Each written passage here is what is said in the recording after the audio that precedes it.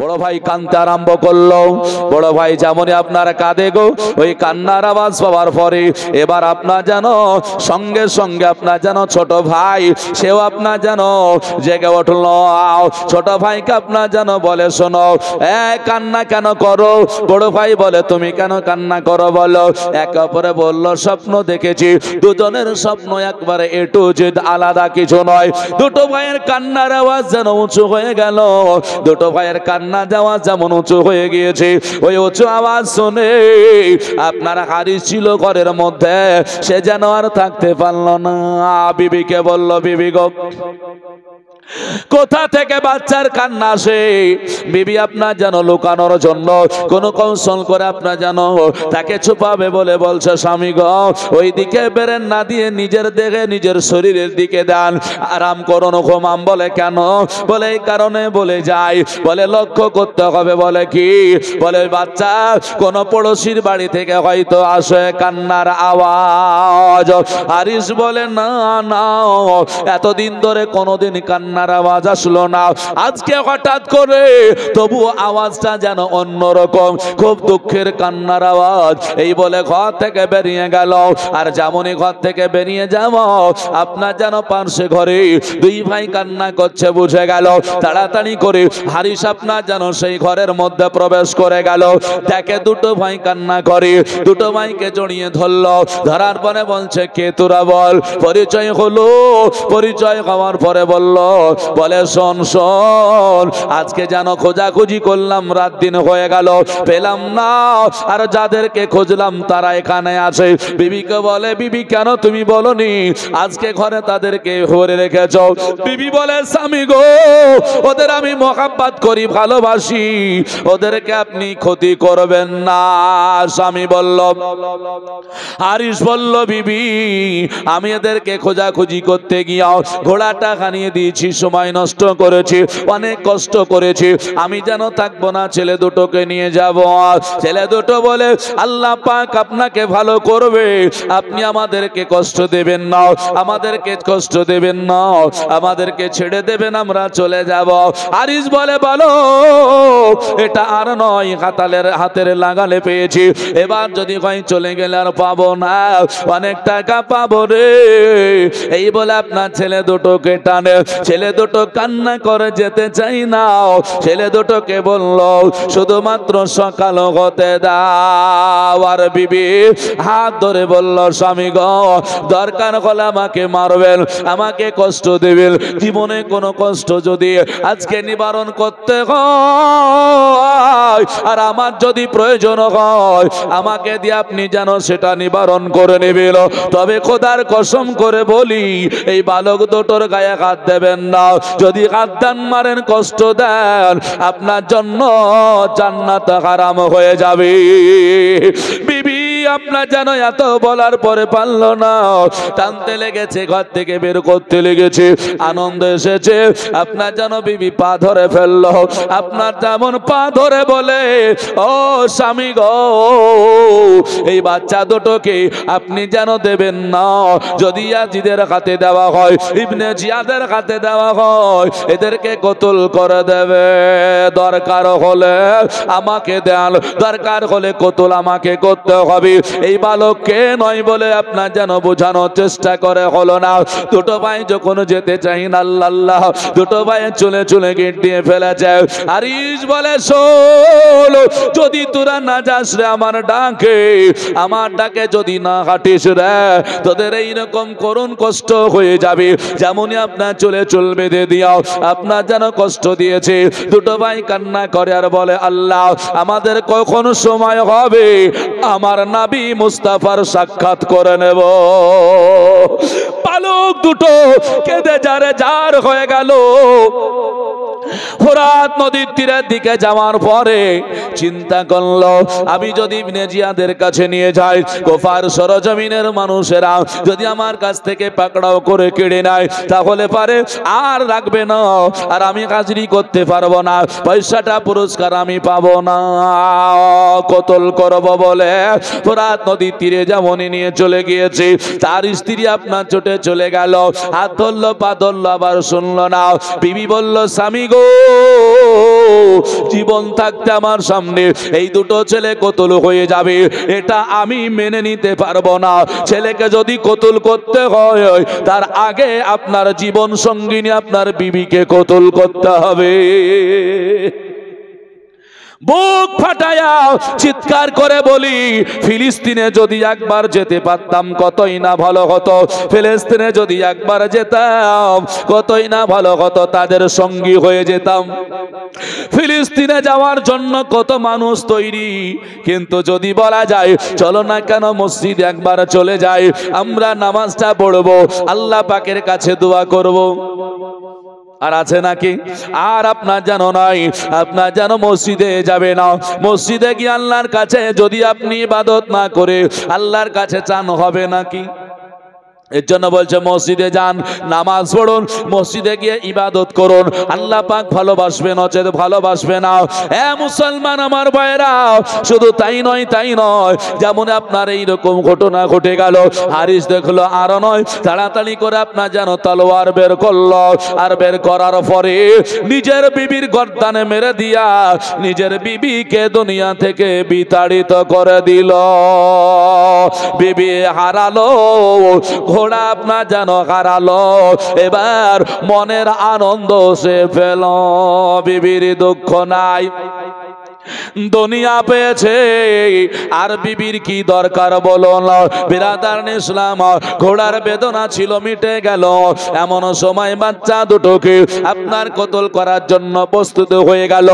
যে আরিশের স্ত্রী ওর বাদীটাকে আপনার আজাদ করে দিয়েছিল, ছেলে দুটোকে নিয়ে যাওয়ার জন্য ওই বাদী গিয়ে হাজিরি দিয়ে ফেললো, দেওয়ার পরে বলছে মনিব, ওগো মালিক, এই বাচ্চা দুটোকে আপনার বিবির হাতে দিয়েছিলাম আমি তুলে, তার জন্য আমাকে আজাদ করে দিয়েছিল, এই ছেলে দুটোকে আমি ভালোবাসি, নবীকে ভালোবাসি গো, ওগো মালিক মনিব, আপনি ভালো করে শুনুন, শুনুন, খবরদার ছেলে দুটোকে মারবেন না, আপনার বিবির গর্দানে আপনি তলোয়ার চালিয়ে দিয়েছেন, শুনে রাখুন, ছেলে দুটোর গর্দানে যদি তলোয়ার দিতে হয় তার আগে আপনার বাদী আমি, আমার গলাতে তলোয়ার দিতে হবে। তারা বলে জীবন দিব, নবীর বংশকে আমরা রক্ষা করব। আল্লাহ কোরআন পাকের মধ্যে বলেছেন, কুল লা আসআলুকুম আলাইহি আজরান ইল্লাল মুআদ্দাতা ফিল কুরবা, আমার আল্লাহ পাক বলে নবী গো আপনি জানিয়ে দিন, লা আকুল্লা সালুকুম আলাইহি আজরান, আমি যে সমস্ত জিনিস দিয়েছি তার জন্য আমি কিছু চাই না, ইল্লাল মুআদ্দাতা ফিল কুরবা, তাদের কাছে শুধু চাই আহলে বায়াতের মোহাব্বত, ভালোবাসা। যারা বলল আমার আল্লাহ আহলে বায়াতকে ভালোবাসতে বলেছে, মোহাব্বত করতে বলেছে, আমরা কালেমা পড়া মানুষ, আমি ছাড়বো না, বাদী কোনো মতেই ছাড়ে না, কতল করতে হবে, বাদীর গলাতেও মারা হলো, বান্দি আপনার যেন দুনিয়া ত্যাগ করে চলে গেল, ওই বান্দি আপনার যেন দুনিয়া থেকে বিতাড়িত নিলে, অলঙ্গ তলোয়ার বের করেছে, এবার ছেলে দুটোর সামনে আর কি দাঁড়ানো যায় গো, ছেলে দুটো চোখের পানি ফেলে বছর নয়নে যায় কান্না করে, ছেলে দুটো বলে আল্লাহ আমাদের কখন সঙ্গী হয়ে যাবে আমার পিতা, কাঁদে আকাশ, কাঁদে জমিন, কাঁদে পাতাল, কাঁদে আপনার জানাওয়া বলা পাখিরা, আল্লাহ এই দুনিয়াতে কি ঘটে যায়, যেই বালকেরা অন্যায় করেনি, যেই বালকেরা কাউকে গালি দেয়নি, যেই বালকেরা কাউকে কোন রকমের কটূক্তি করেনি, কোনো খারাপ কথা বলেনি, এই বালকরা কেমন করে কানে ভাবে কষ্ট পায়। এবার ছোট ভাইকে আপনার যেন কতল করার জন্য তলোয়ার বের করে দিয়েছে, বড় ভাই বলছে হারিস রে শোনো, আজকে জানো আমার সামনে আমার ছোট ভাইয়ের রক্ত ঝরিয়ে যাবে, এটা আমি সহ্য করতে পারবো না। বড় ভাই বলে ছোট ভাইয়ের আগে আমাকে কতল করে দাও, আর ছোট ভাই এবার আপনার যেন বলল না না না, আমার সামনে বড় ভাইয়ের রক্ত বয়ে যাবে, এটা সহ্য করতে পারবো না, ও হারিস, কতল যদি করতে হয় আমাদের দুই ভাইকে একসঙ্গে কতল করে দাও। দুটো ভাই রাজি, এতে কোনো তাদের অসুবিধা নাই। হারিস বলল দেরি করো না, তোমরা তাড়াতাড়ি করে তৈরি হয়ে যাও, সময়তে লম্বা হয়ে যাচ্ছে, কোথায় কি ঘটে যাবে তার মনের মধ্যে ধারণা। কেউ যদি এসে কেড়ে নেয় তাহলে পারে আর যেন রাখবে না, কেউ যদি কেড়ে নেয় তাহলে আমাকে দেবে না, পুরস্কৃত সে হয়ে যাবে, পেয়ে যাবে। এই কারণে আপনার যেন তাড়াতাড়ি করে আপনার যেন দুটো ভাইকে তৈরি হতে বললেন। ছেলে দুটো তৈরি হয়ে গেল। ছেলে দুটো বলল ফোরাত নদীর তীরে শুয়ে গেলাম। ভাই রে, দুটো ভাইয়ের সিনাই নয় হলকমে তুমি তলোয়ার চালিয়ে দাও। নিষ্ঠুর পাপী জালিম হারিস হাইরে পাষাণ হৃদয় সহ্য করলো কেমন করে গো অবলা কে যেমন আপনার কতল করলে জবাই করলে আমাদের তো জানটা গিলে মায়া লাগে, রক্ত যখন বেরিয়ে যায় সহ্য করা যায় না। যত বড় কসাই হোক না একবারও তো মায়া লাগে, হারিসের কোনো মায়া লাগলো না। দুটো ভাই কে একেবারে সোজা করে শুয়া দিয়া এই হলকুমে আপনার যেন তলোয়ার চালিয়ে দিল। পড়ুন ইন্না লিল্লাহি ওয়া ইন্না ইলাইহি রাজিউন। দুটো ভাই যেমনই বাবা শহীদ হয়ে গেল, তাদের জবান দ্বারা দিয়ে আল্লাহর কোরআন তেলাওয়াত হয়ে যায়। মাছ যেমন ধরলে দুটো টোটিলায়া হিলায়া আপনার যেন মনে হয় কি বলছে, ওই রকম ছেলে দুটোর টোটো গিলে হারিস কান লাগায়া শুনছে। বলে যারে কতল করলাম তাদের আবার ঠোঁটগুলো গিলে কেন? ওই ঠোঁটগুলো কান লাগায়া শুনে আল্লাহর কালাম যেন তেলাওয়াত হয়, কালেমার জিকির হয়ে যায়। লা ইলাহা ইল্লাল্লাহ লা ইলাহা ইল্লাল্লাহ, লা ইলাহা হাসবে রব্বি জাল্লাল্লাহ মাফি কলবে গায়রুল্লাহ, হাসবে রব্বি জাল্লাল্লাহ মাফি কলবে গায়রুল্লাহ, নূরে মুহাম্মদ সাল্লাল্লাহু লা ইলাহা ইল্লাল্লাহ, লা ইলাহা আর লা ইলাহা ইল্লাল্লাহ, লা ইলাহা ইল্লাল্লাহ মুহাম্মাদুর রাসূলুল্লাহ সাল্লাল্লাহু তাআলা আলাইহি ওয়াসাল্লাম। বাবজি আমার ভাইরা, কিন্তু কোরআন আমরা পড়ি না। আমাদের কোরআন তেলাওয়াত আছে নাই বাবা? অনেকে দেখবেন যারা কোরআন আগে শিখতো এখন আর বাচ্চারা কোরআন শিখতে চায় না। আগে দেখেছি আমরা বয়স্ক মানুষদের মসজিদে ফজর পরে কোরআন পড়তে বসে বসে, এখন আর অত নাই। কোরআন পড়া মানুষ পাওয়া যায় না, কোরআন পড়া ভুলে গিয়েছে বাবা। বিরাদান ইসলাম মুআজ্জান সামাইনা হাজরাত, ও মুসলমান আমার ভাইয়েরা গো, লক্ষ্য করুন, এর জন্য কোরআনের মহব্বত করুন। কোরআন কিয়ামতের ময়দানে আমাদের জন্য সাক্ষ্য হয়ে যাবে। আল্লাহর নবী বলেছেন, কেউ যদি সূরা ওয়াকিয়া প্রত্যেকদিন এশার নামাজ পড়ে একবার করে হলো, তার বাড়িতে জিনের আশার আসবে না, শয়তানের ওয়াসওয়াসা আসবে না। যেই ব্যক্তি সূরা মুলক পড়বে ওই ব্যক্তির আপনার মরণে কষ্ট হবে না, কবরটার জন্য আলোয় আলোকিত হয়ে যাবে। যেই ব্যক্তি আয়াতুল কুরসি পড়বে, ফরজ নামাজ পড়ে, তার জন্য মৃত্যু অপেক্ষা করে কখন জান্নাতে চলে যাবে। কোরআন তেলাওয়াত করা শিখুন। নিষ্ঠুর হৃদয় প্রাসান হারিস দুই মাথাকে ব্যাগে করে ঝুলিয়ে নিয়ে চলে যাচ্ছে কোথায়? ওবাইদুল্লাহ ইবনে জিয়াদের দরবারে। ওবাইদুল্লাহ ইবনে জিয়াদের কাছে হাজিরি দিয়েছে। আনন্দের সহিত বাবা খুব খুশিতে এদিকে চলে যাচ্ছে বিরাদার। আর যাওয়ার পূর্বে আপনার যেন সেই মাসকুরের খবর হয়েছে, জেলখানা থেকে ছেড়ে দিয়েছে। সকাল হয়ে গেল, বেলা 10টার সময় বিচার হওয়ার কথা ছিল। বলে তাদেরকে এবার নিয়ে এসো। মাসকুর ছেড়ে দিয়েছে, খবর হলো। মাসকুরকে জিজ্ঞাসা করলো, মাসকুর তুমি বাচ্চা দুটোকে ছেড়ে দিয়ে কি পেয়েছো বলো। মাসকুর বলছে ওবাইদুল্লাহ ইবনে জিয়াদকে, আমি একটা কথা বলবো। বলে কি? বলুন তো আপনি মুসলিম বিন আকিলকে কতল করে কি পেয়েছেন? কিছু পাওয়া গিয়েছে মুসলিম বিন আকিলকে কতল করে? ওবাইদুল্লাহ ইবনে জিয়াদ বলছে, এই তুমি আমার মুখে মুখে কথা বলো কেন? বলে মুখে মুখে কথা নয়, জিজ্ঞাসা করলাম, বলুন। বলছে কিছু তো পাইনি।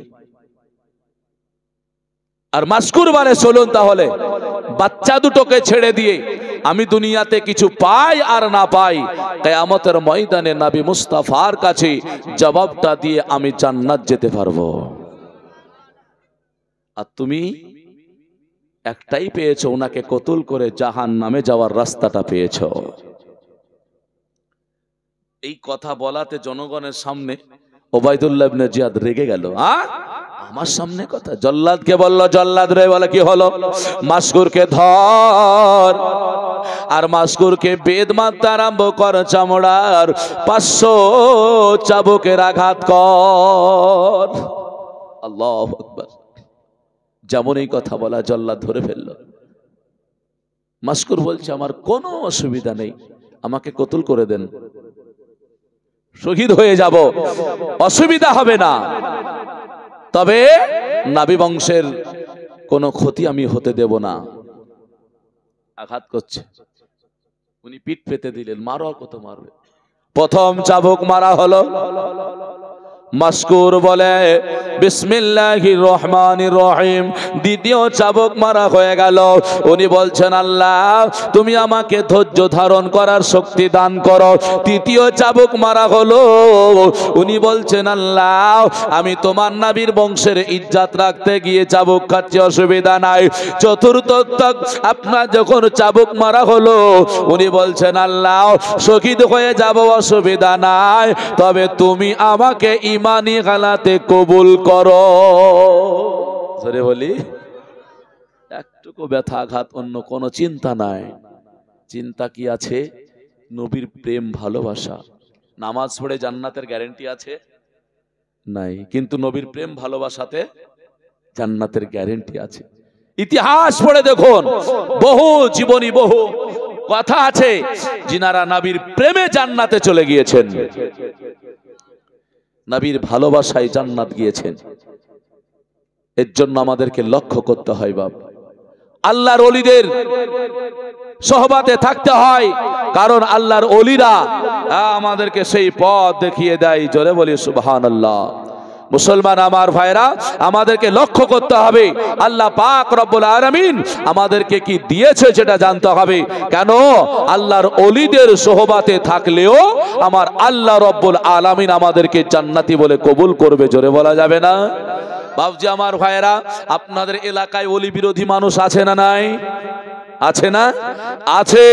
আমি একটা কথা বলবো, যদি থাকেন এখানে থাকলেও থাকতে পারেন, তবে আমার অনুরোধ, আমি বিরুদ্ধে বলতে চাইছি না, কোরআনটা বোঝাতে চাইছি, জীবনীটা নিয়ে যাব বাবজি আমার। তবে কোরআনটা বুঝুন। আচ্ছা, কোরআনে আল্লাহ এটা বলেছে না বলেনি? আলা ইন্না আউলিয়া আল্লাহি লা খাউফুন আলাইহিম ওয়া লা হুম ইয়াহজানুন। আল্লাহ বলছেন খবরদার, সাবধান হয়ে যাও, যারা প্রকৃত আল্লাহর ওলি তাদের সম্পর্কে তাদের না আছে ভয়, না আছে কোনো চিন্তা। জোরে বলি। তাহলে আউলিয়া শব্দ কোরআনে আছে না নাই? আউলিয়া হলো অলির জমা, তাহলে অলি তো আছে নাকি বলেন? এবার আপনি বলুন, আমি দেওবন্দি, ফারাজি, কাদিয়ানি, লামাঝাবি যত বাতিল ফিরকা আছে প্রত্যেকটা বাতিল ফিরকাকে বলবো, এবং যারা অলি বিরোধী মানুষ, পীর বিরোধী মানুষ, আমি তাদেরকে বলবো ভাই কোরআন বলছে অলি মানতে, কোরআন বলছে অলিদের ভয় নাই, কোরআন বলছে আউলিয়া মানতে। এবার আমার প্রশ্ন হলো যে তোমরা এই কোরআনের আয়াতকে মেনে তোমাদের একটা আউলিয়া একটা অলি তোমরা দেখাও, নাকি বলেন? দেখাতে হবে না? হবে না? দেখাতে হবে। এক নাম্বার। দুই, যদি আজকে অলি বিরোধিতা হয়, তাহলে তুমি অলির বিরুদ্ধে বললে না, আল্লাহর কোরআনের বিরুদ্ধে বললে। আর আল্লাহর কোরআনের বিরুদ্ধে বলা মানে তুমি হলে বেঈমান, তুমি হলে ঈমান হারা, তোমাকে তওবা করতে হবে। এর জন্য ওলির বিরুদ্ধে বলার আগে নিজেকে ভাবতে হবে যে আমি ওই ওলি একজন মানুষকে বলছি বলে তার বিরুদ্ধেই বলছি নাকি কোরআনের বিরুদ্ধে বলছি। কথা বোঝা গেল? খবরদার, সাবধান ভাই, ওলির বিরুদ্ধে কথা বলিয়েন না। ওলির বিরুদ্ধে কথা বললে কোরআন শরীফের বিরুদ্ধে হবে, কোরআন মাজিদের বিরুদ্ধে হবে, কোরআনের আয়াত শিকার হয়ে যাবে। এর জন্য বলবো যে শুধুমাত্র এই কথাটাই জিজ্ঞাসা করুন, ভাই তুমি তো আলেম, বলে হ্যাঁ, বলে তোমাদের ওলি কে গো? ওলি লাগবে না? লাগবে না? ওলি মানতে হবে যে হুজুর ওলি কে? পাবে না। তাহলে তোমাদের ওলি নাই, তাহলে কি তোমরা কোরআন মানো না? কোরআন থেকে কি তোমাদের ওলি হয়নি একটাও যে কোরআন থেকে মেনে নেব? তোমাদের পীরকে কোন মতেই মানতে পারবে না। এর জন্য আহলে সুন্নাত ওয়াল জামাতের সঙ্গে তাদের মিল হয় না। আহলে সুন্নাত ওয়াল জামাতের সঙ্গে তাদের আপনার যেন কি বলে দুরূদ আর সালাম নিয়ে কোনো ঝগড়া নয়, তাদের সঙ্গে ঝগড়া হলো আকীদা নিয়ে। কেন বলছে কথা জানেন? বাংলাদেশের আকরামুজ্জামান সে বলেছে লা ইলাহা ইল্লাল্লাহ মুহাম্মাদুর রাসূলুল্লাহ, এটা হলো পবিত্র কালেমা নয়, পবিত্র বাক্য নয়। আচ্ছা, পবিত্র বাক্য নয় মানে কি? এটা অপবিত্র নাকি ওর কাছে? তাহলে কালেমা যদি অপবিত্র হয় তাহলে ও মুসলমান থাকবে? আর ও বলছে এটা হলো অপবিত্র। শুধু তাই নয়, মতিউর রহমান মাদানী বাংলাদেশের বাড়ি, এখন সৌদি দেশে থাকে, ওখান থেকে ভিডিও করে ছাড়ে। সে বলছে লা ইলাহা ইল্লাল্লাহ আর মুহাম্মদ রাসূলুল্লাহ দুটো একসঙ্গে কোথাও লেখা নাই। তার মানে উনি বলছেন হাদিসে আছে মান লা ইলাহা ইল্লাল্লাহ ফাদাখালাল জান্নাহ, বলছে মান ক্বালা লা ইলাহা ইল্লাল্লাহ ফাদাখালাল জান্নাহ, এটা যে পড়লো সে ব্যক্তি জান্নাতি। তার মানে উনি বলতে চাইলেন লা ইলাহা ইল্লাল্লাহ এটা হলো কালিমা, এটা হলো কালিমা। তো অনেক জায়গায় শুনেছেন, অনেক জায়গায় দেখেছেন, অন্য ধর্ম থেকে মানুষ যখন ইসলাম ধর্ম কবুল করে ওকে কি পড়ানো হয়? লা ইলাহা ইল্লাল্লাহ নাকি লা ইলাহা ইল্লাল্লাহ মুহাম্মাদুর রাসূলুল্লাহ? সম্পূর্ণটা নাকি? মতিউর রহমান মাদানীও পড়ায় কি লা ইলাহা ইল্লাল্লাহ মুহাম্মাদুর রাসূলুল্লাহ। তো কালেমা যদি লা ইলাহা ইল্লাল্লাহ শুধু হয় আর এটাই যদি মুসলমানকে পড়ানো যায় আর এটাই যদি হয়, তাহলে উনি যখন কাউকে মুসলমান বানাচ্ছেন, কাউকে পড়াচ্ছেন, তখন কেন লা ইলাহা ইল্লাল্লাহ মুহাম্মাদুর রাসূলুল্লাহ বলছেন? তাহলে বলে বুঝে না। আবু জেহেল জানতো আব্দুল্লাহর বেটা মোহাম্মদ নবী, কিন্তু মানতো না, বেঈমান কাফির হয়েছে। এইরকম এরা জানে তবে মানে না। আর আমাদের মুর্শিদাবাদে তো একটা হিন্দু থেকে মুসলিম হয়েছে, নাম তার ব্রাদার রাহুল। ইয়ার নাম আর কি বলবেন আপনি? এসবগুলো তো ইসলামের ফিতনা উঠে এসেছে। কখনো নবীদেরকে ইহুদি বলছে, কখনো নবী লেখাপড়া জানতো না বলছে, বলে না বলে না, এগুলো বলে যাচ্ছে। আর আমাদের সুন্নি ঘরে কিছু কিছু নওজওয়ান ছেলেরা এরা বলছে আরে বাবার বিরাট ব্যাপার, ওর তুমি জানো কত বড় শিক্ষিত? বলে এত বড় শিক্ষিত ও যে কোরআনটা শুদ্ধভাবে জানে না। এই তো শিক্ষিত মানুষ, কোরআনটা শুদ্ধভাবে জানে না। বর্তমান কিছুদিন আগে উঠে পড়ে লেগেছিল, এখন তাকে যখন পাল্টা জবাব দিতে শুরু করেছে উনি দমন মেরেছেন। দেখবেন এই বাক্যগুলো এখন বন্ধ করতে আরম্ভ করেছে। এই আগাছা কিছু অনুরোধ করব ভাই, শুনুন, আমার রাসূল সাল্লাল্লাহু আলাইহি সাল্লামকে একবার হলেও ভালো করে চিন্তা ভাবনা নিন, বুঝতে পারবেন নবীকে যে রাসূলে পাক সাল্লাল্লাহু আলাইহি সাল্লাম হলেন শাফাআতের কান্ডারি। জোরে বলি, রাসূল হলেন শাফাআতের কান্ডারি। বাপ, ইবাদতকে ছোট করিয়েন না, ইবাদতকে বড় করুন, নাকি বলছেন? এর জন্য আমাদেরকে ওলি সোহবাতেও থাকতে হবে প্রয়োজনে। যে ওলি এসে ভারতবর্ষে জীবনীটা নিয়ে যাবে, একটা গজল বলে ইনশাল্লাহ চলে যাচ্ছি। ভারতবর্ষে কি করলেন কই বলছে, খাজা এলো দেখো ভারতে মোদের, খাজা বাবা এলো ভারতে, খাজা এলো দেখো ভারতে মোদের, খাজা বাবা এলো ভারতে, চলো যাদবে দাঁড়াই তাহার তরেতে মোদের, খাজা বাবা এলো ভারতে মোদের, খাজা এলো দেখো ভারতে।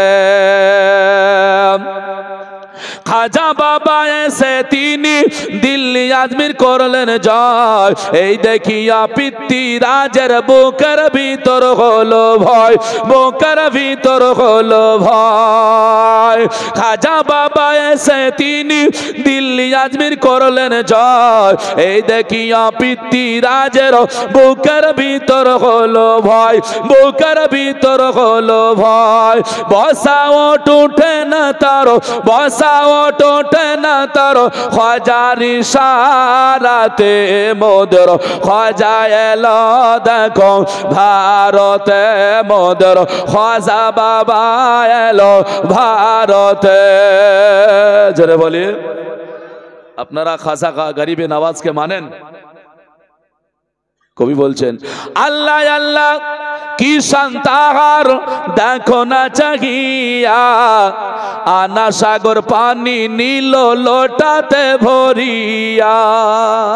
জোরে বলি, আর একটু জোরে বলা যাবে না? ঘুম আসছে নাকি? আমার পরে তো আরো তীক্ষ্ণ বক্তা আছে। আমি গোলাম রসুল, আর যিনি এসেছেন আমার পরে বক্তব্য দেবেন, ওনার বক্তব্য আপনারা শুনেছেন কিনা জানি না। হ্যাঁ, সেলিম ইসলাম মানজারি, খুব সুমধুর কণ্ঠ ওনার। আমরা সব একসঙ্গে একটা সময় ছিলাম।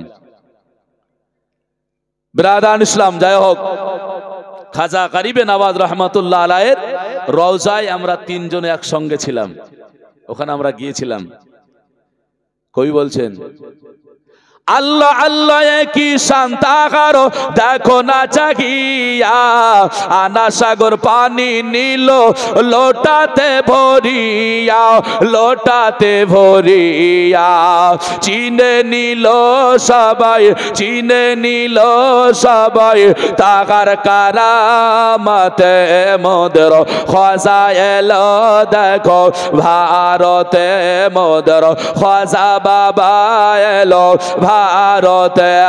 চলো আদবে দাঁড়াই তাগার তরেতে, মোদের খাজা বাবা এলো ভারতে, মোদের খাজা এলো দেখো ভারতে। কি সুন্দর ফুল ফোটে আছে গিয়ে দেখো আজমিরে, কি সুন্দর ফুল ফোটে আছে গিয়ে দেখো আজমিরে। ভক্তরা সব সালাম জানায় গিয়ে বাবার মাজারে। আজমির শরীফ আপনারা গিয়েছেন না? কেউ গিয়েছেন না? তারাগড় পাহাড়ে যখন উঠি তখন কেমন মনে হয় বলেন তো? নিচের দিকে তাকিয়ে মনে হয় আমরা আকাশ দেখলে যেমন নক্ষত্রগুলো দেখতে পাই, ওই রকম উপর থেকে নিচে তাকালে মনে হয় বাড়িতে যে বাল্বগুলো চলে সেই বাল্বগুলো যেন তারা নক্ষত্রের মতো দেখা যায়। হ্যাঁ না? ফজর পরে দেখলে। শুধু তাই নয়, আর একটা খাজা গরিবে নওয়াজের কারামাত লক্ষ্য করবেন। ঘোড়ার পায়ের দাগ তো আছেই, এই রোডের উপরে যদি ঘোড়া চলে, আচ্ছা পায়ের দাগ পড়বে? আচ্ছা, এই রোডের চাইতে পাথর শক্ত না রোডটা শক্ত? পাথর শক্ত। কিন্তু খাজা গরিবে নওয়াজ রহমাতুল্লাহ আলাইহির ঘোড়া যখন পাহাড়ে উঠেছিল, চলেছিল, খাজা গরিবে নওয়াজের পায়ে, ঘোড়ার পায়ের দাগ এখনো পর্যন্ত পড়ে আছে। কেউ যদি অবিশ্বাস করেন আমাকে নিয়ে চলেন, আমি দেখাবো। কারণ অবিশ্বাস করলে তো আমাকে নিয়ে যেতেই হবে, আর আমি আপনাকে দেখে দিয়ে নিয়ে আসবো। কারণ আমি একবার ছাড়া তিনবার গিয়ে দেখে এসেছি। শুধু তাই নয়, আর একটা লক্ষ্য করেছেন কিনা আমি জানি না, পাহাড়ে যখন উঠবেন দেখবেন পাঁচতলা সাততলা বাড়িগুলো যা আছে না, খাজা গরিবে নওয়াজের রওজা তার চাইতে উঁচু মনে হবে। কিন্তু নিচ থেকে মনে হলে তো উঁচু মনে হয় না, নাকি বলেন? কিন্তু ওপরে যখন উঠবেন তখন মনে হয় উঁচু। এটা হলো খাজা গরিবে নওয়াজের কারামত জিন্দা। জোরে বলি। তাই বলছে কি সুন্দর ফুল ফুটে আছে গিয়ে দেখো আজমিরে, আর ভক্তরা সব সালাম জানাই গিয়ে বাবার মাজারে, গিয়ে বাবার মাজারে। মোনাজাতে লুটিয়ে পড়ে তারা, লুটিয়ে পড়ে তারা মোনাজাতে। খাজা বাবা এলো ভারতে, মোদের খাজা এলো দেখো ভারতে। চলো আদবে দাঁড়াই তাগার তরেতে, মোদের খাজা এলো দেখো ভারতে, মোদের খাজা বাবা এলো ভারতে। আল্লাহুম্মা সাল্লি আলা মাওলানা মুহাম্মদ ওয়া আলা আলি সাইয়্যিদিনা মুহাম্মদ সাল্লাল্লাহু আলা মুহাম্মাদিন मोहम्मद हरदम ज़बां से निकालो पाक मोहम्मद हरदम ज़बां से निकालो मोहम्मद सल्लल्लाहु ताला अलैहि वसल्लम बाबजी আমার ভাইরা আপনার যেন মাসকুর যখন এইভাবে চার চাক আপনার চাবুকে যখন চারটা কথা বলল মাসকুরের কথা শুনে ওবাইদুল্লাহ ইবনে জিয়াদ অবাক হয়ে গেল জল্লাদ অবাক হয়ে গেল জল্লাদ বলে এত মার মারলাম এত কষ্ট দিলাম তবু একবার আহু এদিক তো করে না তবু তার জবান দিয়ে যেন রাসূলুল্লাহর নাম বেরিয়ে যায় আল্লাহর নবীর কালেমার জিকির হয়ে যায় জোরে বলে সুবহানাল্লাহ নবী প্রেমিক হয়ে যান নবীর মোহাব্বতকারী হয়ে যান আল্লাহ পাক রব্বে কায়নাতকে ভালোবেসে নন বন্ধু আমার ভাইরাও আজ মুসলমানেরা লক্ষ্য করবেন আল্লাহর নবী সাল্লাল্লাহু আলাইহি ওয়াসাল্লামের আপনার যার প্রতি দৃষ্টি পড়ে গিয়েছে ঈমান হারা সে কোনোদিন হবে না এবার করলো কি ওই মাসকুরকে আপনার যেন কতল করে দেওয়া হলো দুনিয়া থেকে বিতাড়িত করে দেওয়া হলো আর দুই সন্তানের মগজ আপনার যেন মস্তক নিয়ে হাজির হয়েছে আর ওবাইদুল্লাহ ইবনে জিয়াদ বলল এ শোনো আজকে তুমি বলো বলো এখানে কে তুমি বলে হারিস আনন্দের সহিত বলল ওবাইদুল্লাহ ইবনে জিয়াদ গো বলে কি হয়েছে বলে আজকে এমন একটা জিনিস আপনার দরবারে এনে দিয়েছি আমাকে পুরস্কৃত করতে হবে যে এটা এলান করেছেন আমাকে দিয়ে দিন ওবাইদুল্লাহ ইবনে জিয়াদ মনে করলো তাহলে অন্য কিছু নয় আমি যেই ছেলেদের কথা বলেছিলাম সেই ছেলেদের ধরে এনেছে হারিসকে বলে আমি তো অন্য কিছু বলিনি শুধু বলেছি মুহাম্মদ আর ইব্রাহিম কান্তি তাহলে পুরস্কার যদি নিতে হয় তারা কই আমাকে বলো হারিস বলল ওবাইদুল্লাহ ইবনে জিয়াদ চিন্তা করতে হবে না যেমন এই কথা বলে তাদেরকে দেখিয়ে দিচ্ছেন বলে নিজের ঝোলা থেকে মস্তকগুলো আপনার যেন বের করে হাজরি করে দিয়েছে রে আর যেমন বাবা হাজরি করে দেওয়া সঙ্গে সঙ্গে আপনার দেখছে রক্ত মাখা আপনার যাচ্ছে আপনার গলা কাটা ব্রাদার ওবাইদুল্লাহ ইবনে জিয়াদ বলল আরে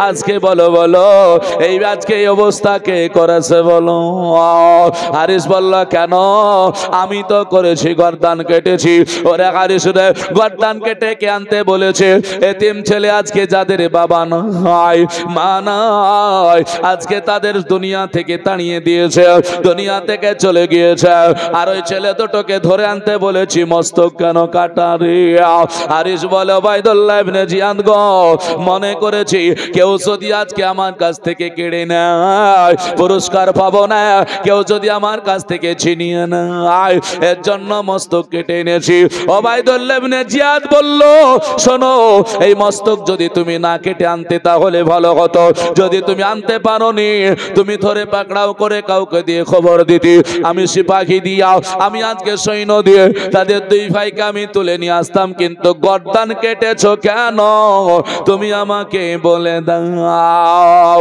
যেমন এই কথা বলল হারিস কোনো কথার উত্তর দিতে পারে না হারিস বলল একটাই আপনি চেয়েছেন হাজিরি করে দিয়েছি ওবাইদুল্লাহ ইবনে জিয়াদ আর থাকতে না পেরে সঙ্গে সঙ্গে ওই আপনার কি করলো দেখুন ঘোষণা করে দিল কে পারবে বলো যেই দুটো সন্তানের গর্দান হারিস আপনার যেন কেটে দিয়েছে ওই হারিসের গর্দানটা কে কাটতে পারবে বলো হাইরে মুনাফিককে কে বিশ্বাস করবে বলুন মুনাফিকদেরকে জন্য কখনোই বিশ্বাস করতে নেই মুনাফিকদের সামনে কারো কথা আপনার বলতে নেই যারা দুই দিকে চলে দুই দিকে কথা বলে কখনো ন্যায়ের পক্ষে কখনো অন্যায়ের পক্ষে থেকে যায় এদের সামনে যে কথাই বলবেন না কেন আপনাকে পরক্ষণে দোষী বানায়া দেবে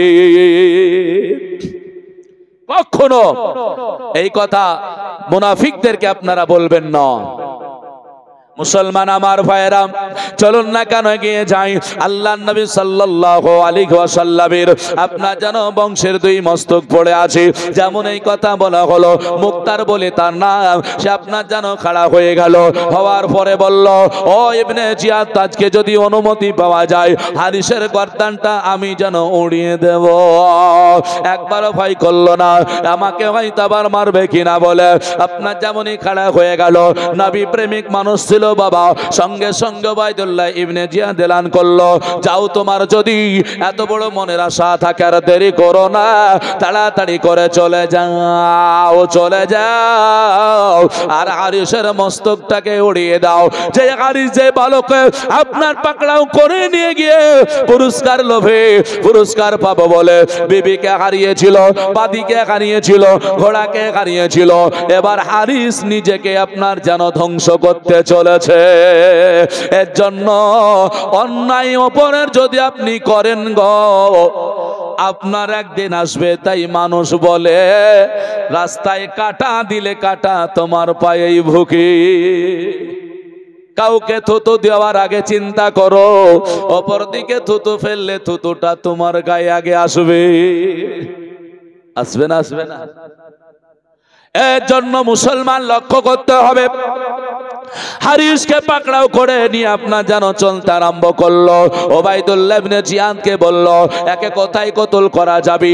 বলল, বাচ্চা দুটোকে যেই জায়গায় কতল করেছে ওই জায়গাতেই কতল করতে হবে। বাচ্চা দুটোকে কতল করেছে যেই জায়গায় নিয়ে চলে যাও। টানতে টানতে নিয়ে চলে যায়। আপনার যেন হারিস কাকতি মিনতি করতে লাগলো। হারিস বলল, ছেড়ে দাও, এবারকার মতো আমাকে আর কতল করো না, এবারকার মতো আমাকে ছেড়ে দাও। যদি তোমরা আমাকে ছেড়ে দাও তাহলে পারে আমার বাড়ি যা আছে, আমার যা জায়গা আছে, আমি তোমাদের নামে সব লিখে দেব। হারিসের বাক্য শুনে মুক্তার বলে, না না না না, এটা তো দুনিয়ার তুমি বাড়ি গাড়ি দেবে, তোমার জমি জায়গা দিতে চাইছো, তোমার জানের ভয়ে জানের ভিক্ষা চাইছো বেঁচে থাকার লোভে। বলো হারিস, ওই দুটো বালক তোমার কাছে কতই না কান্না করেছে, কতই না তোমার কাছে আরজি করেছে। নবী মুস্তাফার কাছে শাফাতের কান্ডারি নবী আমার, তার কাছে হাউজে কাউসারের পানির জন্য আবদার করবি, তোমাকে শাফাত করে জান্নাতে নিয়ে যাওয়ার জন্য নবীর কাছে আবদার জানাবো বলেছে। তোমার দয়া মায়া হয়নি, দুনিয়ার জায়গা তো দূরের কথা, না না না, খবরদার শুনে রেখো, আর তোমাকে ছাড়বো না। দুনিয়ায় তোমার কোনো জিনিসের আমার উপরে লোভ নাই, শুধু তোমার গর্দান কি করে আলাদা করবো ধরে চাইতে, তাই হলো মনের বাসনা। টানতে টানতে নিয়ে গিয়ে আপনার যেখানে দুই ভাইকে কতল করা হয়েছিল, যেখানে দুটো ভাইকে আপনার গর্দানে তালোয়ার মেরে শহীদ করা হয়েছিল, ওখানে হারিসের গর্দানে তালোয়ার দিয়ে মস্তকার ধড়কে আলাদা করে দেওয়া হলো। আর বলল, আজকে মনে শান্তি পেয়ে গেলাম যে নবী বংশকে কতল করনে ওয়ালার আমি মুক্তার গর্দানে তার তালোয়ার চালাতে পেরেছি। হারিস যখন মারা গেল, আলাদা হয়ে গেল, ধড় মস্তক আলাদা হয়ে গেল। এবার আপনার যেন তার ধড় মস্তক খানা নিয়ে আপনার যেন আনন্দ করতে লাগলো। তবে তাকে দাফন করতে হবে, তাকে দুনিয়া থেকে আপনার যেন ঢেকে দিতে হবে। কারণ যদি না হয়, মানুষের দেহ তো বাবা বেশি দিন চলে না, আর মাটির দেহ মাটির তলে পচে হবে ছাড় খার। মাটির দেহ নিয়ে তোমার ওগো কিসের এত অহংকার, আর মাটির দেহ মাটির তলে পচে হবে ছাড় খার। জোরে বলি। আজকে ইসালে সওয়াবের জন্য, রুহের মাগফিরাতের জন্য এই দোয়া খায়রের যে ব্যবস্থা করা হয়েছে, বাবজি আমার কত সুন্দর, কত ভালো। কারণ হলো মরে গেলে বেশি দিন থাকবে না, লক্ষ্য করুন কি থাকবে। কবি আমার বলছে, মরার পরে 3 দিন হবে হাত পায়ের নখ সব খসিবে রে। জোরে জোরে বলুন, কটা দিন হবে ভেবেছেন? কোনদিন নিজের দেহকে নিয়ে মাত্র 3টে দিন হলেই হাতের নখগুলো কি হবে, খসতে আরম্ভ করবে। কিছু মনে নিয়েন না বাপ, একটা কথা বলি, আমাদের ছেলেদের আর আমাদের নতুন নতুন নওজওয়ানি বোনেদের দুটো কথা বলি। আমাদের ছেলেদের যেমন চুল কাটন, মনে হচ্ছে জমিতে ফুলকপি দেখা দিয়েছে, হ্যাঁ না? ফুলকপি গজিয়েছে মনে হচ্ছে না? মানে সব দিকে নাড়া আর ওপরগুলো খাড়া খাড়া আছে না? যাবে যখন জাহান্নাম পড়বে তার সাড়া, এই চুল কাটনের কত যে জ্বালা। বাপ হাঁটতে শিখেছে গো, আর বাপ মা যে ওই কাটনটাই কেটে নিয়ে এসছে।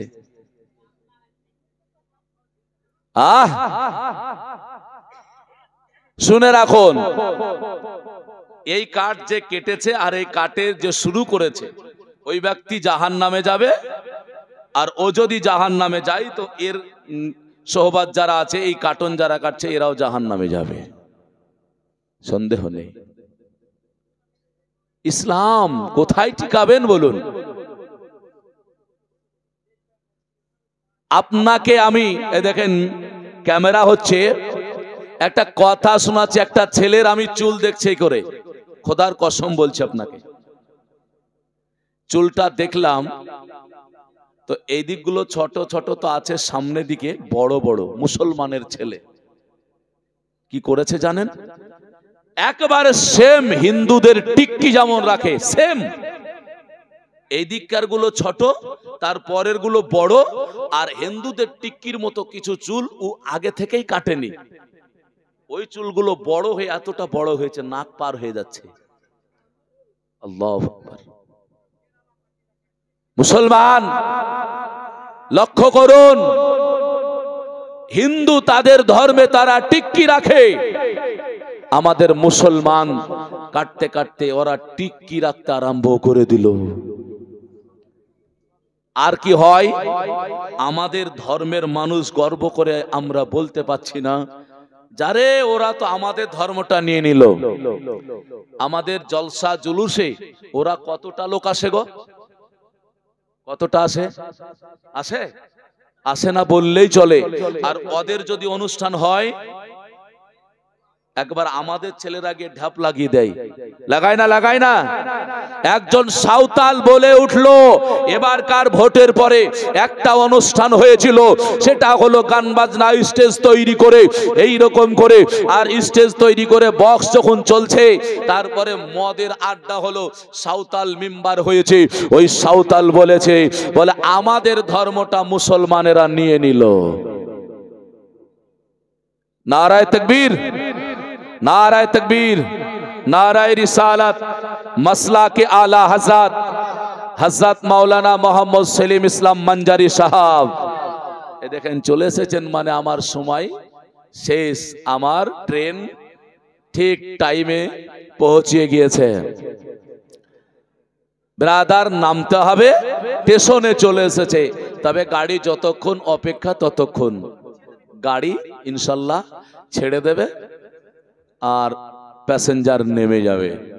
মুসলমান, তবে একটা কথা বলে যাই, মা বোনেরা শুনে রাখুন, ভালো করে শুনুন,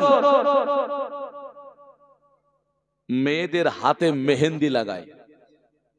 আমি উত্তর দিনাজপুরে জলসায় যাচ্ছি, গতকালকেই আমি মালদাতে 6 রাত্রি জীবনী জলসা করে আসলাম, একই স্টেজে জীবনী হচ্ছিল। তো আমি বাসে যাচ্ছি, যেতে যেতে একজন বোন হাতটা মেহেন্দি গোটা লাগিয়েছে। আমি ভাবলাম মেহেন্দি যে লাগানো আছে আর 5টা আঙ্গুলের নখগুলো একবার বড় বড় আছে, লক্ষ্য করে দেখছি তো হাতটা তো হাত মনে হয় না গো, মনে হচ্ছে এটা বাঘের ছাপ। কি মনে হচ্ছে? কেন? মেহেন্দি একেবারে সে নকশা করে লাগানো, আর হাতের নখগুলো কুনিগুলো একেবারে বড় বড়। বলা তো কিছু যায় না। আর বর্তমান এখন সবাই ডাক্তার, কেন? বলে সবার গলাতে একটা করে ঝুলানো, দুই দিকে দুটো লুল্লুড়ি ঝুলছে, আর ডাক্তারের মতো এখানে করে আছে না নাই? মোবাইলটা জুড়ে দিল, কার সাথে কি গল্প করছে, পকেটে মোবাইল, এদিকে কথা বলছে, এদিকে কথাও চলছে, মোবাইল পকেটে ভরা আছে, বুঝাই যাচ্ছে না। সবাই ডাক্তার হয়ে গেছে আজকাল, কারণ সবাই ওষুধ দিচ্ছে, আর বর্তমানে আমাদের ছেলেরা সবাই ফতুয়াও দিচ্ছে, দেয় না দেয় না ভালো করে।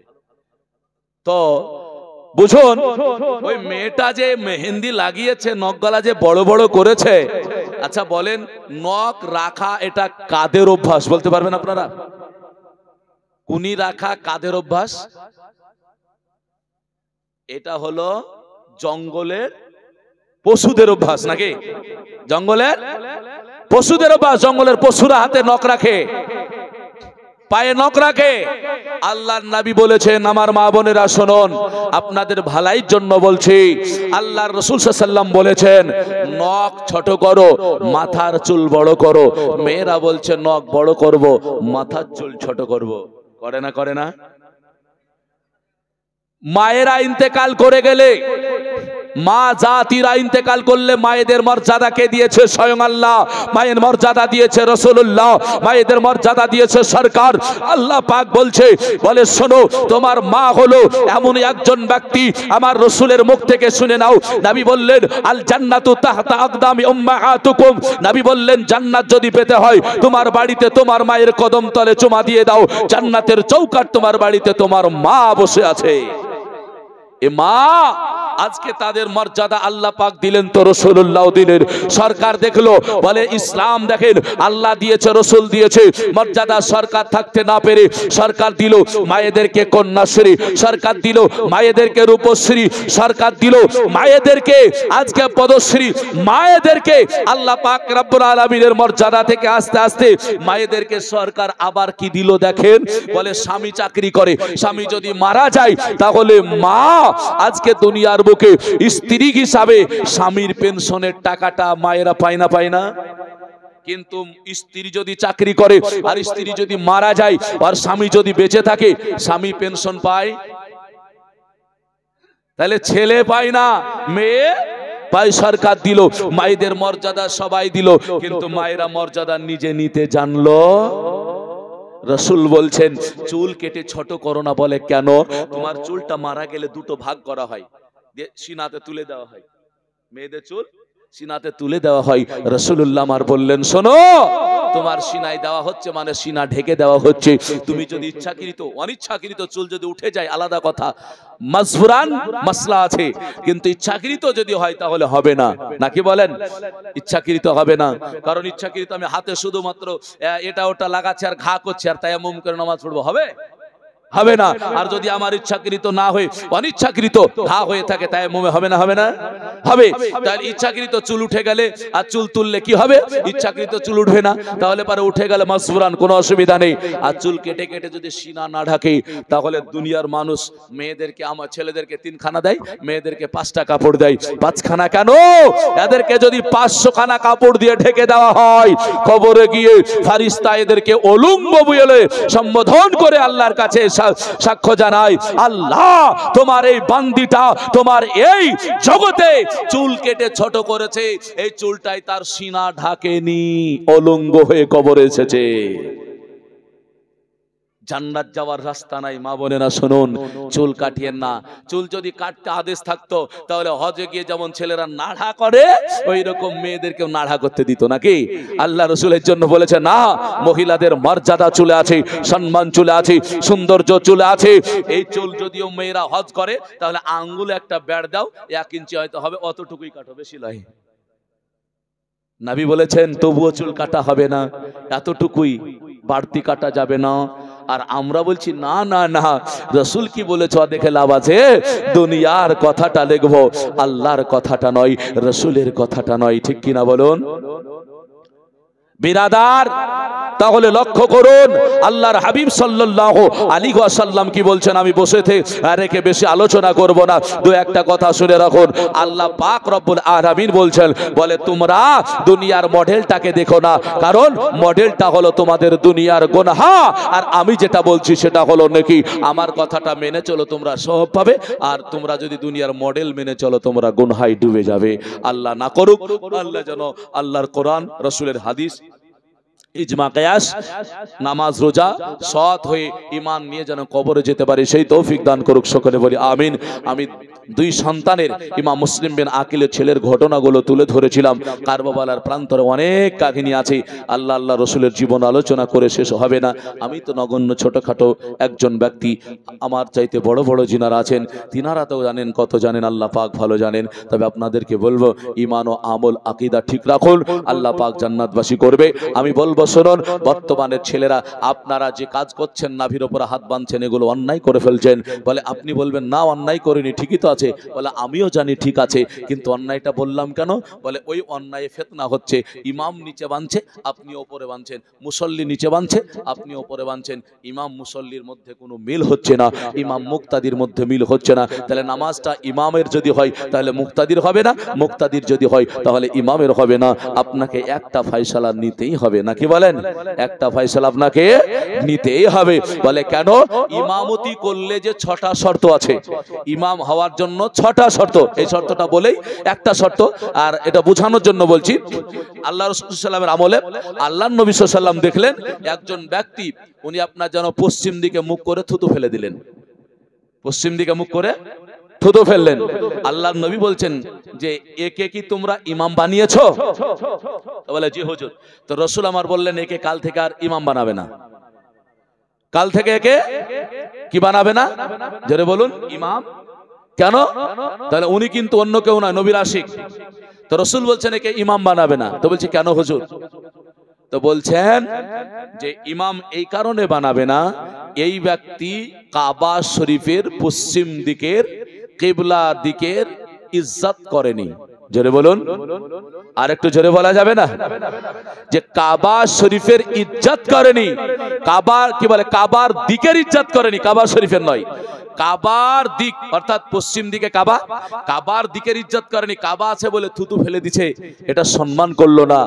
কাবার নয়, তাহলে কাবাতে থুতু ফেললে কি হতো? তো বলছে ওই দিকে যারা থুতু ফেলে একে ইমাম বানায়ও না। তাহলে এতটুকু সম্মান যদি না করার জন্য ইমাম বানাতে নিষেধ করে, আচ্ছা বলুন কাবার মর্যাদা বেশি নাকি রাসূলুল্লাহর মর্যাদা বেশি? রাসূলের মর্যাদা বেশি। কাবার গায়ে যে পাথরটা লেগে আছে হাজার আসওয়াদ, এর মর্যাদা বেশি না রাসূলের মর্যাদা বেশি? রাসূলের মর্যাদা বেশি। তাহলে বলুন, যদি কাবার ইজ্জতে না করার কারণে ইমাম না বানানো হয়, রাসূলের কি বলে চুম্মা দেওয়া হাজার আসওয়াদ কাবার গায়ে লেগে আছে, তার ইজ্জত যদি না করা হয়, সম্মান না করার জন্য রাসূল যদি ইমাম করতে নিষেধ করে, তাহলে যে ব্যক্তি স্বয়ং কাবার চাইতে আপনার হাজার আসওয়াদের চাইতে মর্যাদা আল্লাহ পাক রাসূলকে দিয়েছেন, ওই রাসূলের সম্মান তাজিম যদি না করা হয়, ইমাম বানানো হবে? হবে না। এর জন্য বলছে যে নবীর ইজ্জত করে না ও আর তোমরা ইমাম বানায়ও না। এর জন্য শুনে রাখতে হবে, জানতে হবে, এটা হলো ইমামের সৎ। অনুরূপ ভাবে যে ইমামের সম্মান করে না, ইমাম এখানে নামাজ পড়ছে, ইমাম আসতে আমিন বলছে, ইমাম আপনার যেন কি বলে কেরাত করছে, মুক্তাদিকে নিষেধ করছে, আর ইমামের সম্মানটা মুক্তাদি করে না, মুক্তাদির নামাজ হবে? ইমামের সঙ্গে মুক্তাদির মিল না হলে হবে না। লক্ষ্য করতে হবে। আল্লাহ আমাদের সঠিক বুঝদান করুক, সকলে বলি আমিন। বলার মাধ্যমে ভুল ত্রুটি খোদার কাছে ক্ষমা প্রার্থী, ভাষায় যদি হয়ে থাকে ভুল ত্রুটি ছোট ভাই এবং সন্তান হিসাবে ক্ষমা প্রার্থী। হায়াত বাকি তো মোলাকাত বাকি।